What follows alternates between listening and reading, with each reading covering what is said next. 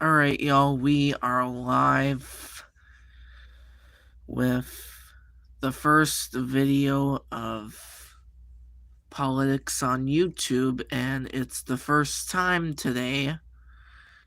And today we are going to talk about Harrison Walz news, but we're also going to include the former President Donald Trump, especially after Trump in the news saying he will fire special counsel Jack Smith. Now we're gonna bring you the video up here, and we're gonna start up here, and especially after, so we're gonna play this. And a very special hello to Arizona. Overnight, former President Donald Trump, who has put immigration at the center of his campaign, escalating his rhetoric, insisting the U.S. has become a, quote, garbage can for the rest of the world because of its border policies.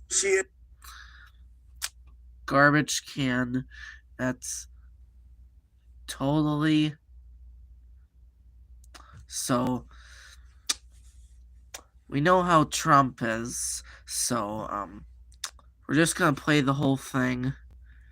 Has unleashed an army of migrant gangs who are waging a campaign of violence and terror against our citizens. We're a dumping ground. We're like a garbage can for the world. The former president campaigning out west, vowing to fire the special counsel investigating his alleged efforts to overturn the 2020 election. Trump saying if reelected, getting rid of Jack Smith would be, quote, one of the first things addressed. Later, even calling for him to be thrown out of the country. Jack Smith is a scoundrel. I would fire him within 2 seconds. After nearly 2 years of... Now, if he's gonna fire in 2 seconds, that seems real stupid. So, play more of it. Investigating, Smith has brought over 40 charges against Trump. If elected, they will all be dismissed. The former president also praising the federal judge he appointed that threw out Smith's other case, alleging Trump mishandled classified documents that he stored at his Florida residence. We had a brave, brilliant judge in Florida. She's a brilliant judge, by the way. I don't know. I never spoke to her. We had a brave and very brilliant judge. ABC News has reported that judge, Eileen Cannon, is on a Trump campaign document as a potential candidate for attorney general. Vice President Kamala Harris's campaign accusing Trump of thinking he's above the law, adding these latest comments are right in line with the warnings made by Trump's former chief of staff that he wants to rule as a dictator with unchecked power. Trump's former chief of staff, retired 4-star General John Kelly, said his former boss praised Adolf Hitler, met the definition of a fascist, and would rule as a dictator if he could. He's certainly the only president that has... We're going to pause that for a minute. Yes, Kamala Harris are going to be the new president. We hope it's that way, and... yes, I do like Kamala Harris, and she's gonna be our good president, and let's hope it's that way. Yeah. We know how Donald Trump is. He is a dictator, I can call it.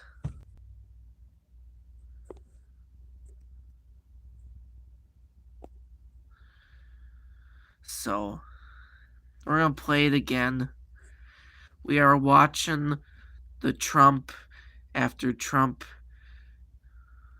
We'll play it again here. All but rejected what America is all about and what makes America America. Trump now firing back, calling Kelly a nasty bully. John Kelly was a man of rather low intelligence, who was a tough guy, who became a marshmallow. At the end, the guy couldn't even talk. Yeah, it's a far cry from how Trump praised Kelly when he was still in office. General Kelly has been a star done an incredible job thus far, respected by everybody.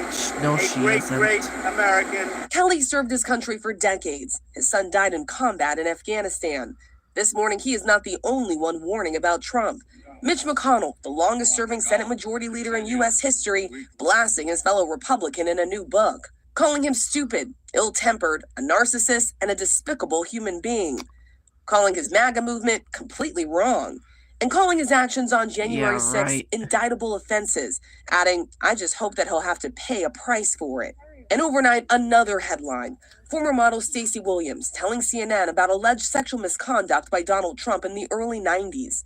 Williams telling CNN she was allegedly introduced to Trump by Jeffrey Epstein, claiming the now Republican nominee groped her at a meeting. The second he was in front of me, he pulled me into him, and his hands were just on me and didn't come off. Williams, a Democrat who supports Kamala Harris, telling CNN she came forward after speaking in a documentary 2 years ago about the incident that is now being released.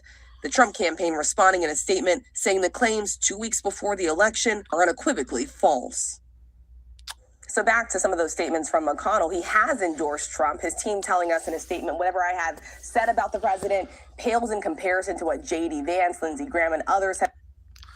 So now we are going to get to Harris and Walz news. So we're going to put this thing on mute, and I won't respond to the chats for about a minute or two, so...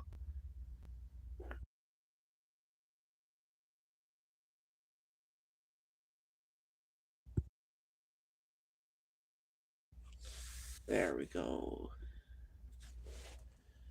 Harris and Walz. Walz News.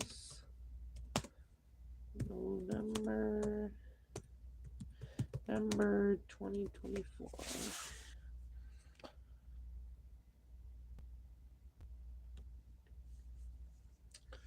We got some live updates about the Harris and Walz, and including Trump news, the campaign in southern battlegrounds 3 days before election. So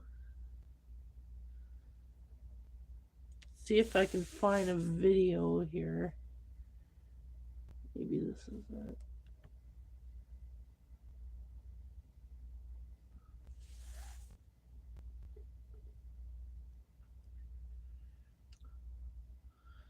Must be a video here somewhere.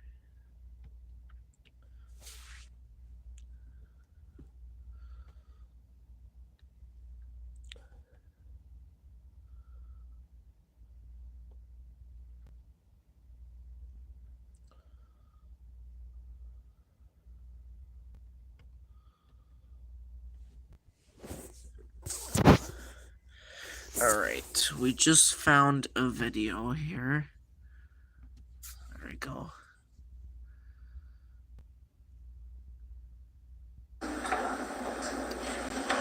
This is about 9-minute video, so. They got me on this morning out on Bell Island. Oh, good. So for a job. Gorgeous out there. So. Yeah, good to see you. So thank you. Grateful here. Good morning. Hi, Governor. Terrific meeting. Great to meet you. Welcome to Detroit. Yeah, it feels great. It's exciting. Sounds like we're coming back for a big one on Monday. Yeah. I saw the building down there. It looked great. Hey, Governor. My pleasure. Nice to meet you. Welcome to Detroit. Thank you for making time. Really great. Anytime. Really appreciate it. Governor, great you guys doing this. Thank you. Hey, appreciate you as well. Thanks. So, feel a little more like winter, huh? Oh, yeah, absolutely. It was snowing in Minneapolis yesterday. Absolutely. It's getting there. Well, first of all, thank you all for making some time. Thank you for welcoming me back. We're excited.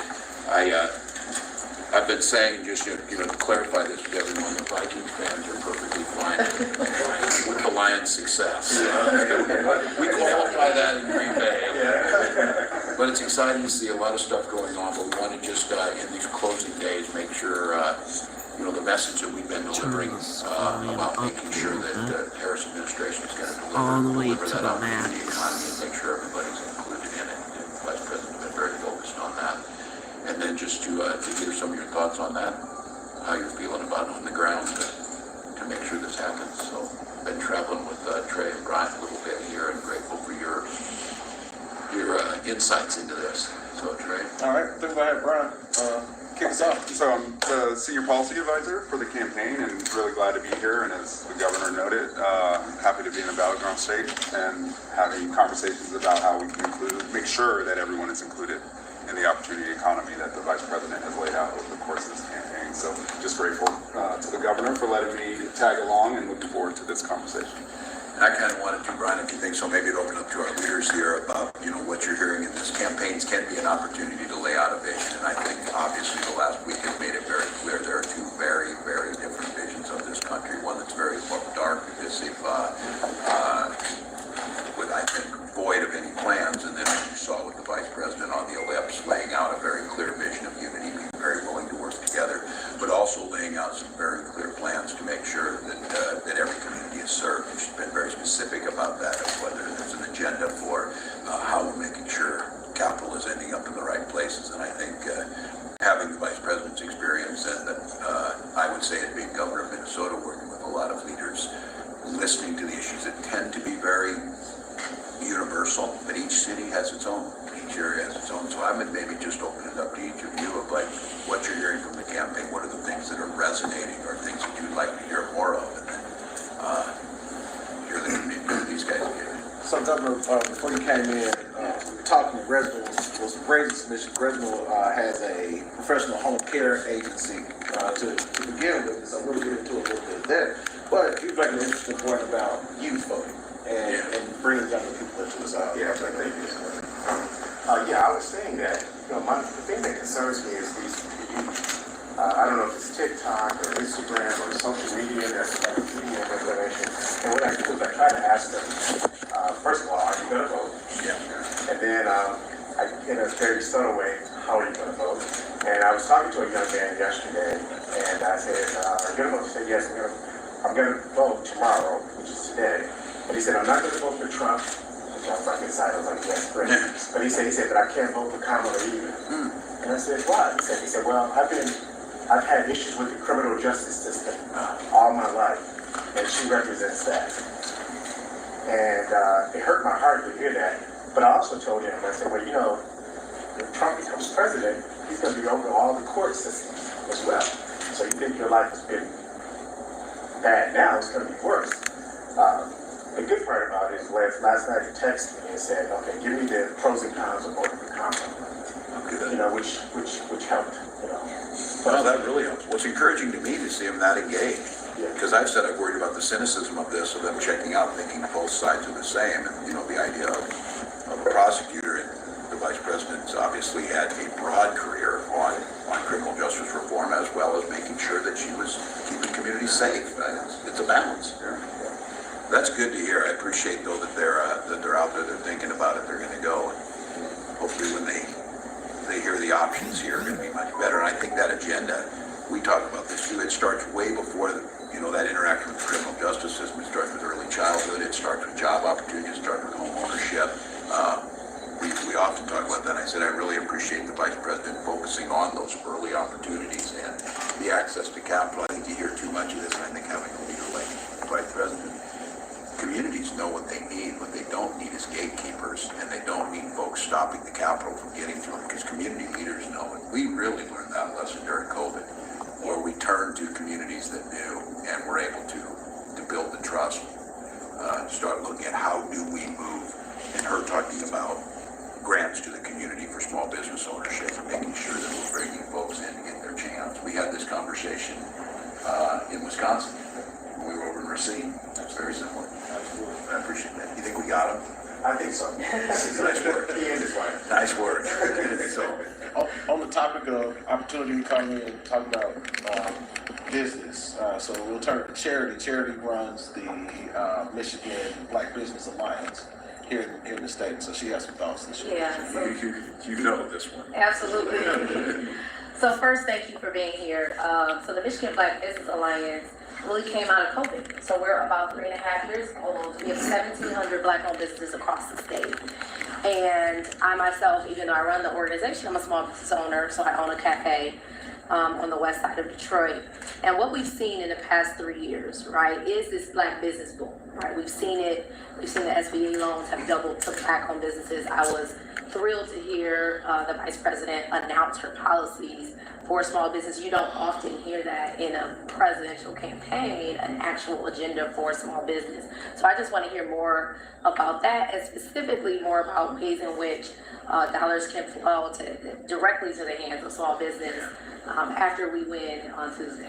Yeah, no, I'll have Brian chime in a little bit here, because you're exactly right. We've seen this, it's always been, let's just acknowledge this, the systemic barrier to access to capital has been a big problem. We finally had a Black-owned bank in Minnesota where this money was going to start making those loans. And again, it came out of COVID. What we understood was the trust that was already in the community, the leadership was already in the community, knew who to go to, and we were seeing vaccination rates much higher. And we knew we needed to make very specific decisions in that, where we were delivering vaccines to communities. And when people ask, why are more vaccines going here? Because they die at a higher rate. The same thing with this is, why are resources going here? Because they have been underserved. And I think this, whether it's the $20,000 grants that go in there, forgivable grants, forgivable loans, and then the $50,000 tax credit.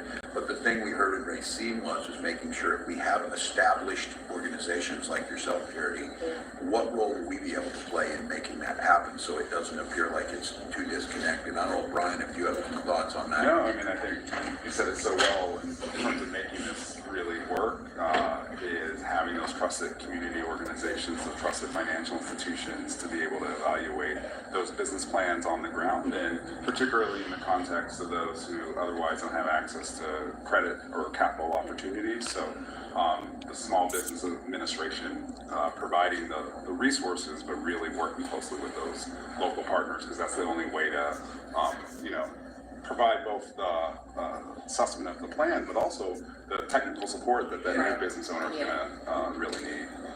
Charity, what do you hear on that? Like, where somebody wants to, you got a young man says, I want to start my own business. I'm not sure what to do. How do we do that? How do they connect with you, or who's out there for organizations to help? Yeah, so I would say, especially in Detroit, and we've got a number of organizations that are on the ground working with businesses every day. I think some of the areas of opportunity are less about startups. All right, that is the end of that video.